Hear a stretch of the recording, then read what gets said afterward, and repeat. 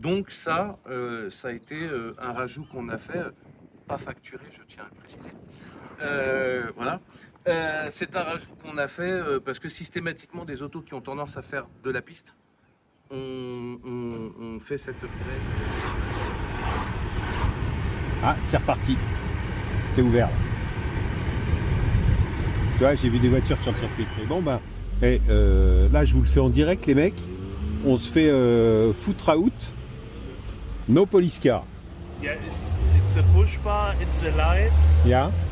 Sometimes the cars have lights Okay. and make them on. Yeah. And it's forbidden. Yeah, but that's the car. Crazy. And it may be dangerous if people see the lights and don't know what's going Okay. on, go slowly. So they say police cars make problems Okay. and we need to forbid them. That's the problem. Okay. Thanks for the information. Bon, bah écoute, je voulais te faire un petit tour découverte. Ouais. Il va falloir La attendre. police car n'a pas le droit d'aller dessus. Bon, c'est pas dramatique, on vient de se faire foutre dehors. C'est pas la première fois, j'espère que ce sera la dernière. Quoi qu'il arrive, on a rendez-vous avec Stéphane chez Thiel Motorsport pour récupérer la MG GTR et surtout faire un petit point de situation avec lui. Je vous laisse avec notre petite interview. Et tiens, mets-toi plutôt là, parce que là il y a le soleil. Bon alors, et donc, après 9 mois, mec. Ça y est, il commence. Mais si, Ça y est, il commence. si. Non, mais c'est pour expliquer le pourquoi, parce que il y a quand même pas mal de gens qui suivent le truc, qui savent qu'elle est chez toi, que ça fait 9 mois, et que donc, qui mieux que toi peut expliquer l'histoire depuis septembre dernier où je t'ai déposé cette sublime auto. Qu'est-ce qui s'est passé Il y a plusieurs choses en fait. Lorsqu'on a passé initialement la voiture au banc pour détecter effectivement sur quoi on partait et sur quoi on voulait arriver, on a détecté qu'il y avait des soucis, dont le premier, on a eu un des supports actifs de boîte qui a cédé sur le dyno, mais en fait qui avait déjà téléphoné, puisque Oui. c'est un peu comme ça qu'on s'est connus. Tout à fait. Quand Par il y a eu un par pépin. des messages d'intermittence de défaut justement du support actif de Châssis boîte. arrière défaillant. Voilà. Donc qui fonctionnait pas. Et puis quand elle était sur le dyno, il a décidé de dire bon, laissez-moi tranquille, je pars en retraite. Le souci, c'est qu'effectivement, ce sont des pièces, on va dire, oui, qu'on connaît, qui peuvent lâcher sur circuit, mais qu'effectivement, bon, on n'a pas pour habitude de changer fréquemment, donc on ne les stocke pas. Sauf que là maintenant si, maintenant j'en ai un jeu d'avance. Et c'est effectivement le délai de la pièce, puisqu'il y en avait un, je crois que c'était le droit qui était dispo, qu'on a eu tout de suite, et le gauche on l'a attendu, je sais pas, quasiment 2 mois avant qu'il arrive, avec des dates annoncées par Mercedes qui n'ont jamais été respectées dans le système. Je t'avais envoyé les photos et tout ça. Donc effectivement, déjà il y a eu 2 mois, ne serait-ce que pour attendre le support actif de boîte, qu'on pensait être la cause de pourquoi on avait des problématiques sur la carto et les valeurs de puissance qu'on avait sur le banc, et qu'une fois qu'on a tout mis, on va dire, en ordre, on a remarqué que c'était un tout autre problème. Des gens précédemment bien intentionnés, professionnels, qui se sont occupés de la voiture, qui se ont dit on va prendre un software de GT, pas de GTR, ni de GTC, mais de GT, pour éviter d'avoir les erreurs. Et puis on va faire fonctionner l'auto avec un tune là-dessus. Tu as eu toutes les preuves Absolument. factuelles que je t'ai envoyées. Non mais donc, ça veut bien dire, hein, pour que ce soit clair et en vulgarisation, que les gars m'ont injecté une carto de AMG Alors, GT. c'est pas une carto, c'est le software de gestion de l'auto, avant qu'on parle même de la carto, qui était pas approprié à l'auto, pour ne pas justement faire apparaître des erreurs, parce que juste quand on est en cas d'élite sur une génération d'auto qui est pas la génération de ton auto. Et après on tune le logiciel sur la base de ce logiciel qui sert à gérer la voiture. Ok. C'est pourquoi ça arrive de temps en temps où quand les constructeurs font un update de software de ta voiture, et quand ils flashent la voiture, tu perds la préparation, puisqu'on part sur et il faut refaire tout le fichier, puisque en fait, c'est pas du copier-coller. On repart sur une programmation du fichier qui commande la voiture. Ok. Et là, le fichier qui commandait la voiture n'était pas le bon fichier. Mais rien à voir. Donc du coup, on se retrouvait à demander, nous, avec une programmation, des valeurs de boost, comment dire, d'allumage, d'injection, que le software dit, ben non, moi je suis pas une auto qui permet de prendre ça. Donc c'est pour ça qu'on avait des valeurs extrêmement bizarres au banc, et des coupures, et des voilà. On a remis tout ça d'aplomb, donc c'est pareil.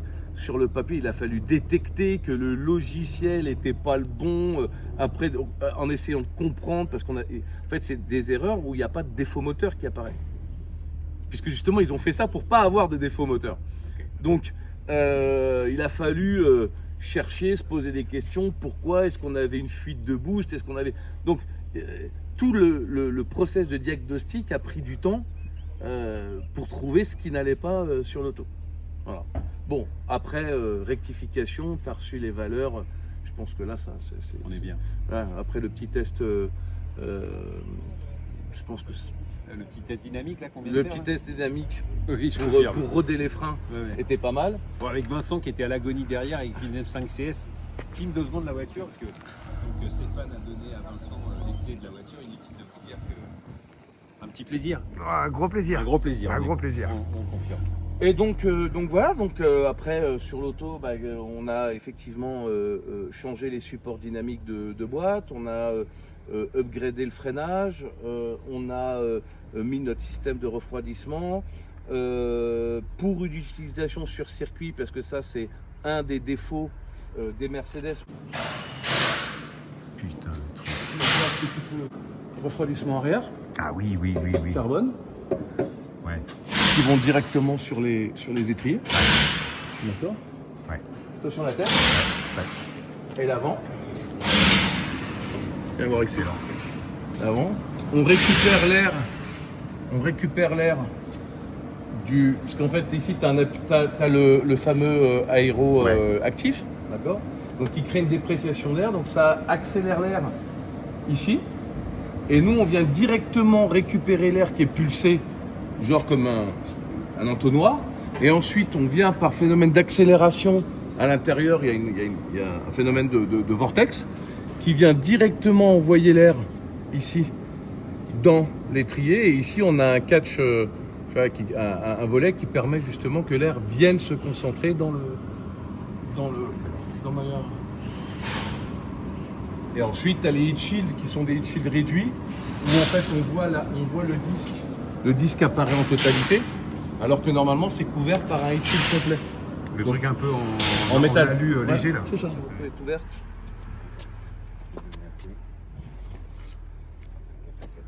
Ah, ça a mal été préparé cette Petite présentation. Cette petite présentation.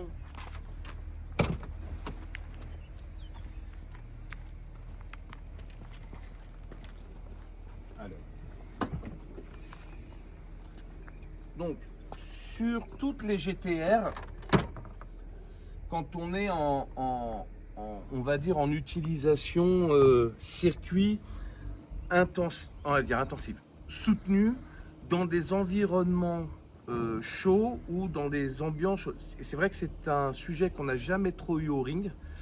Parce qu'effectivement, on ne peut pas dire que les températures ambiantes ici, on soit dans le sud de la France ou dans le sud du Portugal. Mais par contre, c'est un problème que moi j'ai eu dans mon tour européen avec nos autos, où j'ai roulé à Portimao, à Estoril, en plein cagnard, juillet, août, température ambiante entre 30 et 40 degrés, température de piste 70 à 80. Et donc effectivement, les valvegates d'origine qui sont ici, donc là qui sont maintenant blindés, d'accord, avec des actuateurs en aluminium blindé. Okay. Cette partie-là est une partie en fait qui est en plastique, simple chez AMG. D'origine. Et donc en fait avec la chaleur, la collerette du piston en fait se recroqueville, donc ne fait pas son boulot de gestion de pression, met les turbos en overspool et tu casses les turbos. Ok, d'accord. Attends, par contre, je peux essayer. Donc défaut, Voilà. fonctionnel. Ok. Et donc le fait que le piston, ou je sais pas quoi, vieillisse mal, c'est... Ah, c'est la chaleur. D'accord. Parce que, je sais pas si tu vois, c'est... C'est important, elle a l'air nickel, visuellement, tu vois, pas de... Ah bah oui, mais c'est ça le pas de problème. traces de chauffe, pas de... Ouais. Et effectivement, eh ben, juste ça suffit à te casser des Mais turbos. ça marche par dépression ou par ressort? Non, c'est un ressort qui est à l'intérieur, mais qui ensuite est piloté par l'électronique et qui est variable justement.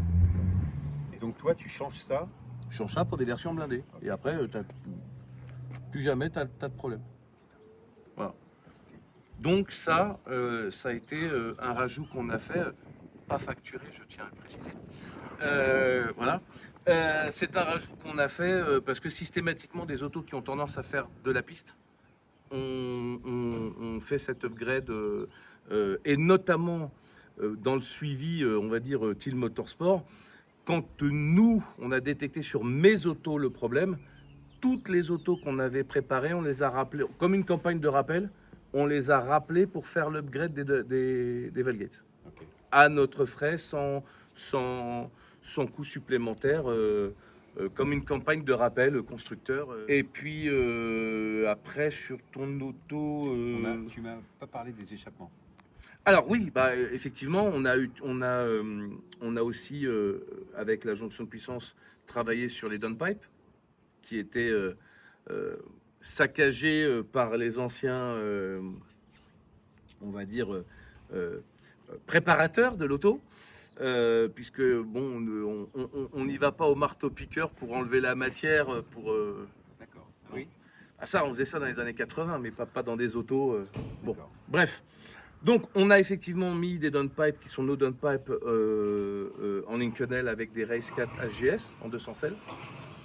Et les modules de flap qui aussi, dans une utilisation de circuit, les papillons des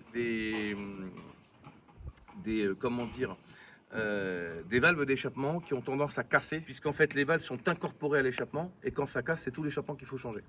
Ça se détaille pas. Alors oui, on peut couper, faire un tube, mais le problème c'est que comme il y a un relais actif au niveau des actuateurs de papillons qui envoie des informations à l'ECU, en fait on peut pas, si on pourrait les désactiver, mais c'est toujours problématique de chanter les... Je suis pas partisan pour. Soit on programme en hardware comme les roues arrière directrices. Ah d'ailleurs oui, qu'on a mis sur ton auto. On a on va dire, enlevé de ton auto, effectivement, où il y a une programmation hardware qui permet de faire la chose, mais tout ce qui est chinte avec des boucles à l'épissure soudée, bon, ça, nous, c'est pas dans notre ADN, on sait pas faire. Quoi d'autre Alors non, mais justement, revenons, les roues arrière directrices. Pourquoi démonter alors, les roues arrière directrices. Alors, va pas trop loin, Vincent, parce que je sais pas au niveau micro, c'est que ce soit optimal. Alors, au niveau des roues arrière directrices, bah ça par contre on peut. Je vais aller chercher les. Ouais. Ça c'est 2 mois d'attente. Ouais. C'est la fameuse première pièce là qui a. Voilà. Donc ça, qu'est-ce que c'est? C'est un support actif de la boîte de vitesse, droite et gauche, puisqu'en fait il y a 4 supports actifs sur les GTR. 2 pour le moteur, 2 pour la boîte, donc tout l'ensemble motopropulseur et on va dire avec support piloté, donc pour effectivement contrebalancer la dynamique de la voiture. Et effectivement, cette pièce a un phénomène de mouvement et peut devenir, on va dire, en défaut, pareil sur des utilisations assez intensives sur piste, en prenant des vibreurs. Et effectivement, d'extérieur, en fait, on ne voit pas. C'est en faisant des tests individuels de la pièce que le temps de réponse, un peu comme les valves, qu'on voit, Ouais. que le temps de réponse fait en sorte que c'est effectivement en défaut. Et automatiquement, voilà, un était en défaut. C'est ça qui m'envoyait mon message d'erreur. C'est ça qui t'a envoyé ton message d'erreur. Okay. Voilà. Et donc effectivement, parce qu'un coup ça fonctionne, un coup ça fonctionnait pas, parce qu'il était en train de lâcher. Voilà. Et effectivement, étant donné qu'on en a un qui était défectueux, on change les deux. On va pas juste en changer un pour se retrouver avec le deuxième qui va lâcher probablement ou peut-être jamais. Donc, par acquis de conscience, on change les deux. Et effectivement, ce qui a généré 2 mois d'attente en termes de pièces en dehors de tout le reste, c'est ça. Mais tu vas les reprendre en souvenir, tu vas les exposer sur mon bureau, sur ton bureau. Voilà. Donc ça, c'est support actif de boîte de vitesse. Maintenant, on passe aux roues arrière directrices. Et là, c'est tout un... Alors attends, parce que moi j'ai une première question. J'entends, à chaque fois que j'entends un gars présenter une AMG GTR, il y a l'argument qui tombe à un moment. Et en plus, elle a les roues arrière directrices. Oui, surutilisation urbaine et surutilisation routière, effectivement, ou pour garer ta voiture ou faire des créneaux, c'est magnifique, parce qu'effectivement, quand tu as du 3,25 à l'arrière ou du 3,35 à l'arrière, et que tu fais des manœuvres avec les voitures, bah, effectivement, ça amène de l'agilité et du confort de conduite en utilisation routière. Nous, on parle d'utilisation sur circuit. Et effectivement, il faudrait me citer, je ne sais pas, mais Internet, je présume qu'ils vont... quelle voiture de course a des roues arrière directrices? Moi, j'en connais pas. Mais je pense que... Non, mais de toute façon, pour moi, il y a un élément qui clôt le débat. AMG GT Black Series n'a pas de roue arrière directrice. Bon, à partir de là, on a compris. Ok. Mais donc, là, au-delà de ça, pourquoi est-ce que vraiment ça vaut le coup de les enlever quand on fait de la piste? Pourquoi? Ça, encore une fois, c'est parce que c'est l'expérience personnelle et, entre parenthèses, je dois aujourd'hui cumuler sur plateforme GTR pas loin de 200 000 km sur circuit. Sur circuit. Ring, GP, tout inclus. On prend ma Pro, elle a plus de 25 000 km de piste et 1000 km de route.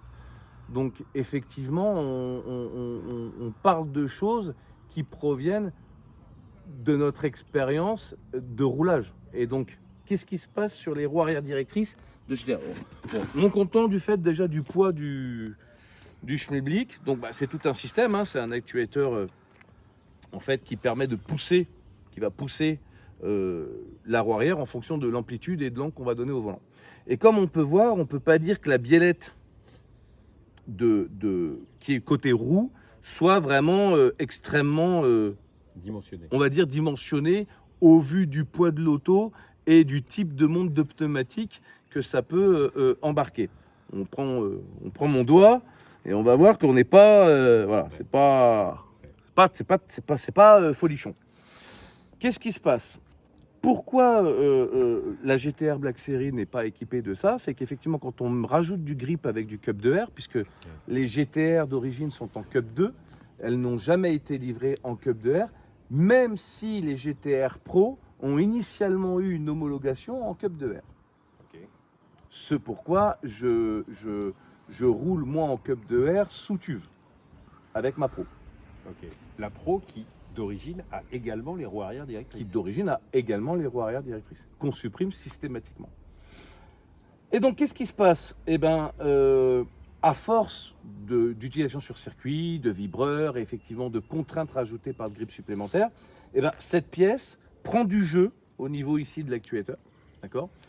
Et à un moment donné, on arrive à un stade critique où ce jeu rentre en conflit avec les calculs et les valeurs parce qu'en fait, il y a toute une série de calculs en temps réel entre l'angle donné au volant, les vitesses, pour justement pouvoir commander les roues arrière directrices, et qu'à un moment donné, ces valeurs deviennent, on va dire, en défaut, et non plus dans les données constructeurs, du fait du jeu qui est pris par cette pièce-là. Ouais.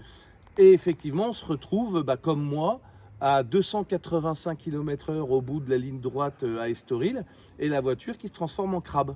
Je sais pas, il y a beaucoup de gens qui voient, je ne sais pas si vous avez l'image ou la référence, des voitures de rallye qui ont un peu tapé, et puis vous les voyez rentrer à l'assistance, et ça roule en crabe.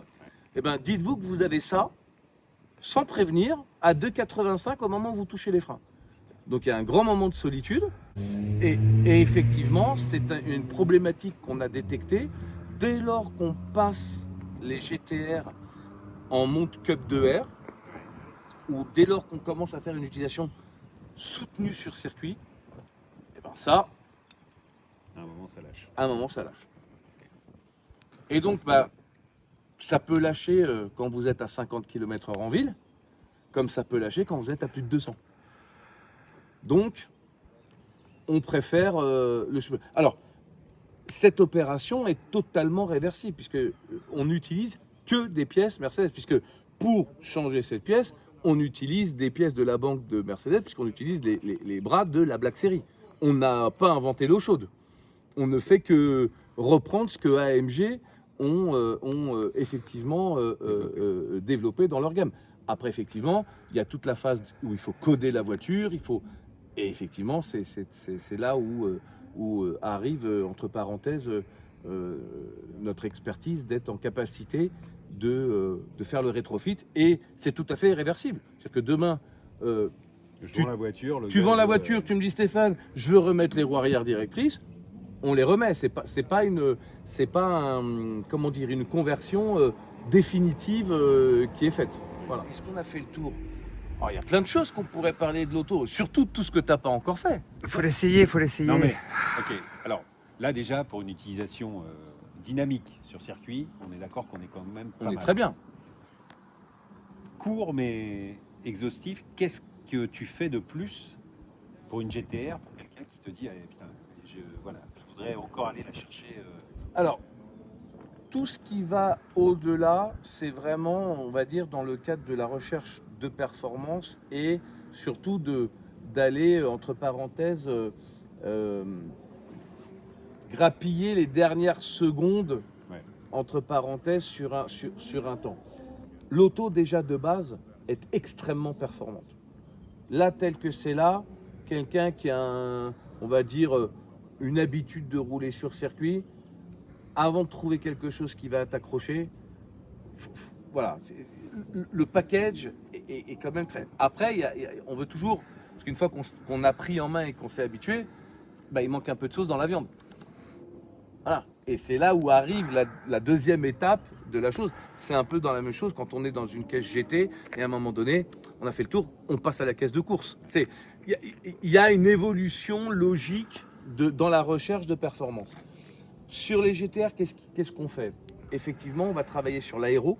On va rajouter de l'aéro, puisque on rajoute de la vitesse. Donc on va rajouter de l'aéro sur les spoilers, puisque là on est sur une aéro strictement d'origine. Ouais. Donc on va rajouter des éléments aérodynamiques pour rajouter effectivement de la charge. Ensuite, on va travailler effectivement sur toute la partie puissance, moteur, mais avec cette vision circuit et utilisation sur circuit, puisque encore une fois, on part d'une auto qui, en ordre de marche, est de 1780 à 1,8 tonne. Ça dépend si c'est un facochère comme moi qui est au volant, ou si c'est un Sveltes 0% comme lui. Voilà. Il est gentil. Hein. Voilà. Donc, Quand il veut. voilà, uniquement quand je veux. Et donc, effectivement, on va travailler sur cette relation poids-puissance. Ouais. Comme on génère plus de puissance, on va générer plus de refroidissement, effectivement, pour avoir un combo en utilisation sur piste. Est-ce que c'est fatalement nécessaire? Non, mais c'est comme tout. C'est comme tout. Maintenant, effectivement, il y a encore une possibilité d'évolution en recherche de performance sur cette plateforme. Ok, mais par contre, ce que tu confirmes, c'est que le gars qui a une AMG GTR stock, il vient rouler au ring de manière, il commence à rouler un peu. Ça, c'est vraiment le step 1 à faire pour préserver Ça, c'est ton le auto. step 1 obligatoire à faire. Obligatoire Obligatoire. pour le gars qui veut préserver sa machine. Bah, qui veut préserver, et surtout qui veut pouvoir rouler. Parce que on va prendre une GTR d'origine sans refroidissement additionnel des freins. Arrivé au kilomètre 11, il n'a plus de frein. Pourquoi? Parce que toute la face avant de la GTR a été prévue pour le refroidissement de la boîte et du moteur. Il n'y a pas, si tu préfères, comme Porsche, des channels, des canaux d'adjonction d'air vers les freins. Puisque tout l'avant Je vais Et- prendre l'exemple de la M4. Quand on s'est croisé l'autre jour, Ouais. et que tu m'as donc indiqué qu'il y avait ces petits flaps à enlever. Voilà. Ça n'existe pas sur les GTR. Toute la face avant, c'est que du radiateur. Donc, effectivement, on travaille là-dessus pour optimiser la chose. Bon, en tout cas, voilà, on va aller l'essayer tout à l'heure, là, et j'ai hâte de vraiment de voir si là, j'ai enfin une AMG GTR digne de ce nom. Ah oui, petite précision. On a changé le pare-brise, il ne se fera pas bannir. Ah oui, putain. Non, mais parce que oui, alors, je sais pas si je l'aurais dit, mais donc banni avec la 296. Et ce Je matin, l'avais prévenu. oui, et ce matin, il m'avait prévenu aussi, je le dis avant que tu le dises. Voilà, voilà. On était donc avec Vincent, avec la caisse de patrouille, et on s'est fait virer direct. Alors, je vous le dis, hein, si vous ne le savez pas, les gars, quelle que soit la voiture de police, quel que soit le pays d'où elle vient, dès l'instant qu'elle est siglée police et qu'elle a le moindre équipement, c'est dehors. Stéphane, merci pour toutes les infos. Bah, merci pour le Merci boulot de la et- confiance, merci. Voilà. Bah, écoute, Et puis à la prochaine. ouais. Parce que je sais que de toute façon, Ça va continuer. ça va Ouais, ouais. continuer. Bon, Donc, écoute, de toute façon, je ferai un retour d'expérience. Bah ouais. hein. Allez, après avoir remercié Stéphane de ses bons services, on est parti sur piste pour tester la bête. Alors j'avais bien entendu ses conseils. Y aller tranquille, c'est une auto différente. Les pneus que j'ai sont plutôt moyens. Donc on y est allé avec prudence, mais quand même avec de l'enthousiasme. Et j'ai emmené Daniel, qui connaissait l'auto avant, qui va donc pouvoir me donner son ressenti. Juste une petite info, je ne sais pas si vous avez vu, mais j'ai un sublime bandeau Team Motorsport en haut du pare-brise. Mais il semblerait qu'avec les lunettes méta, ça crée un contre-jour qui fait que l'image est cramée très souvent dès qu'il y a du soleil. Et là, ça l'a fait beaucoup sur cette session. Là, on double Gwen qui était venue avec toute la famille et avec Romain. On était déjà venu l'année dernière. Gwen qui était avec sa 296 qui progresse à chaque session. Je sais que bientôt, on se tirera la bourre de manière très sérieuse. Bref, on a testé cette nouvelle AMG GTR. Daniel m'a donné son ressenti qu'on va entendre juste là et on est bien d'accord, ce n'est plus la même auto, donc j'y vais avec prudence, mais j'ai vraiment hâte de pouvoir en tirer la quintessence.